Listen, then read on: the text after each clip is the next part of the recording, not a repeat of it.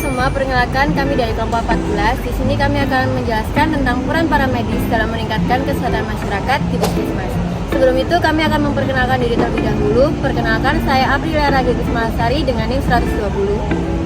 Saya Ferry dengan NIM 119. Saya Ariel dengan NIM 118. Saya Rizky Narasa Putri Nuri dengan NIM 116. Saya Sumiati dengan NIM 115. Saya Akmal Panduangono dengan NIM 121.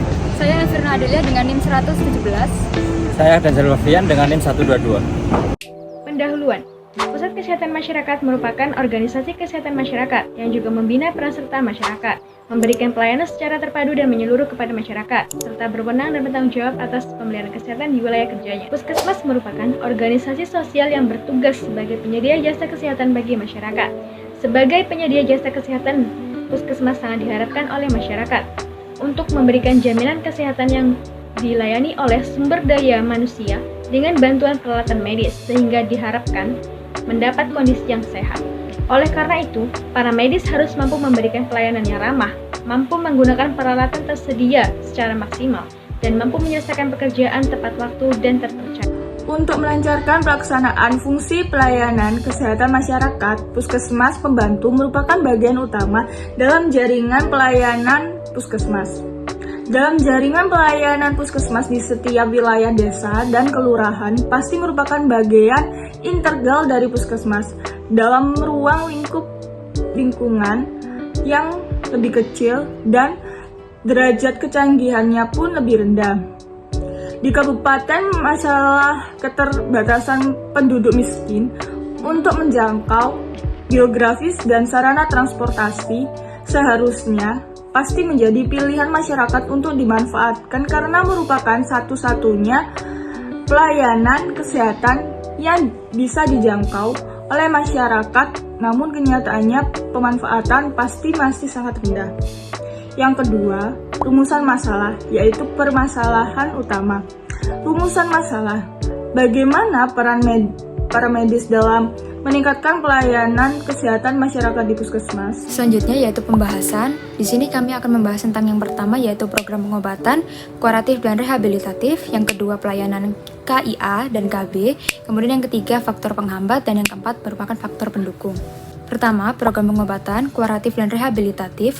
Program pengobatan kuratif dan rehabilitatif yaitu bentuk pelayanan masyarakat untuk mendiagnosa, melakukan tindakan pengobatan pada seorang pasien yang dilakukan oleh seorang dokter maupun perawat secara ilmiah berdasarkan temuan-temuan yang diperoleh selama anamnesis dan pemeriksaan.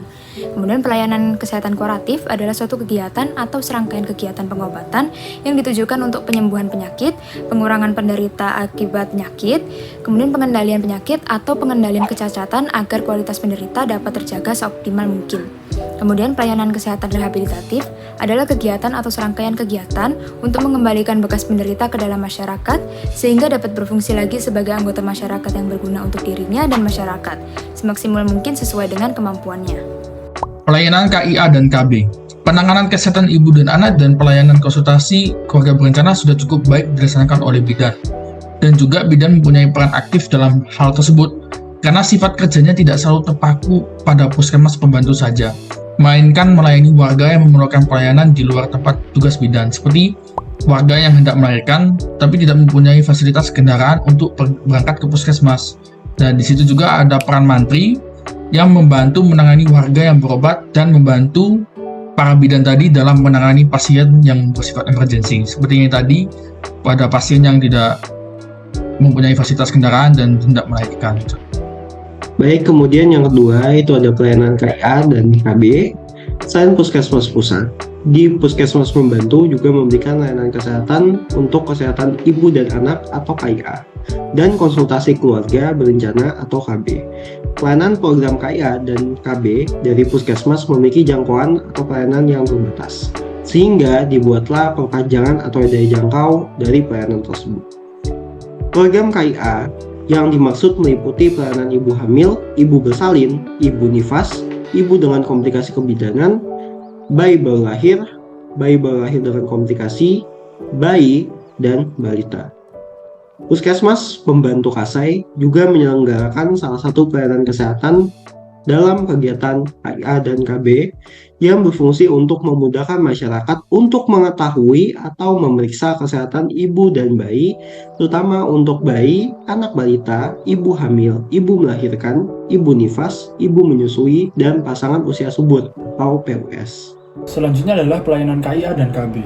Tujuan dari penyelenggaraan KIA dan KB pada Puskesmas Pembantu Kasai adalah mempercepat penurunan angka kematian bayi dan balita yang ada sekarang, mempercepat penurunan angka kematian ibu hamil, dan ibu nifas, mempercepat diterimanya norma keluarga kecil bahagia dan sejahtera atau NKKBS, serta meningkatkan kemampuan masyarakat untuk mengembangkan kegiatan kesehatan dan kegiatan-kegiatan lain yang menunjang sesuai dengan kebutuhan.